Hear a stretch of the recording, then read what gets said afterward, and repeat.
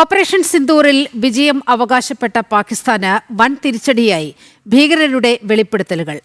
ലഷ്കർ-ഇ-തോയ്ബ ഭീകരർ തങ്ങളുടെ താവളങ്ങൾ തകർന്ന കഥ വിശദീകരിച്ചത് പാകിസ്ഥാന് തിരിച്ചടിയായി.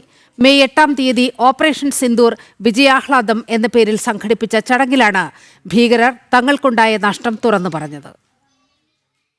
ഫൈസലാബാദിൽ മെയ് 8-ന് നടന്ന ആഘോഷത്തിലാണ് മുർഡിഗയിലെ ഭാരതം നടത്തിയ ഓപ്പറേഷൻ സിന്ദൂർ സൈനിക നടപടിയുടെ ആഘാതം ലഷ്കർ-ഇ-തോയ്ബ ഭീകരർ തുറന്നു പറഞ്ഞത്. ഭീകരരായ സൈഫുള്ള ഖാലിദും ഹാഫിസ് അബ്ദുൾ റൌഫ് എന്നിവരാണ് ഓപ്പറേഷൻ സിന്ദൂർ തങ്ങൾക്കുണ്ടാക്കിയ നഷ്ടങ്ങൾ തുറന്നടിച്ചത്. ഓപ്പറേഷൻ സിന്ദൂറിൽ ജീവൻ നഷ്ടപ്പെട്ട തങ്ങളുടെ സഹോദരങ്ങളുടെ ആത്മാക്കൾക്കൊപ്പം എന്ന് പറഞ്ഞാണ് സൈഫുള്ള ഖാലിദ് പരിപാടിയുടെ ഭാഗമായത്. സൈനികരുടെയും മുതിർന്ന ഉദ്യോഗസ്ഥരുടെയും സാന്നിധ്യത്തിൽ നടന്ന സംസ്കാര ചടങ്ങുകളിൽ താൻ പ്രാർത്ഥനയ്ക്ക് നേതൃത്വം നൽകിയെന്നും മറ്റൊരു ലഷ്കർ-ഇ-തോയ്ബ ഭീകരൻ പറഞ്ഞു. ഭീകരതാവളങ്ങൾക്കെതിരെ ഭാരതം നടത്തിയ ആക്രമണം പാകിസ്ഥാനെതിരായ ആക്രമണമെന്ന് സൈനിക മേധാവികൾ പറഞ്ഞതായും ഹാഫിസ് അബ്ദുൾ റൌഫ് എന്ന ലഷ്കർ ഭീകരൻ പറഞ്ഞു. ഭീകരതയെ പ്രോത്സാഹിപ്പിക്കുന്ന പാകിസ്ഥാന്റെ നിലപാടിനെ ഈ വെളിപ്പെടുത്തൽ തെളിവായി. ഓപ്പറേഷൻ സിന്ദൂർ വൻ വിജയമെന്നാണ് പാകിസ്ഥാൻ നാളിതുവരെ പ്രചരിപ്പിച്ചത്. സ്വന്തക്കാരും സ്വത്തുക്കളും നഷ്ടപ്പെട്ട ഭീകരർ തന്നെ അത് തിരുത്തിപ്പറഞ്ഞത് പാകിസ്ഥാന് വലിയ നാണക്കേട് ഉണ്ടാക്കിയിരിക്കുകയാണ്.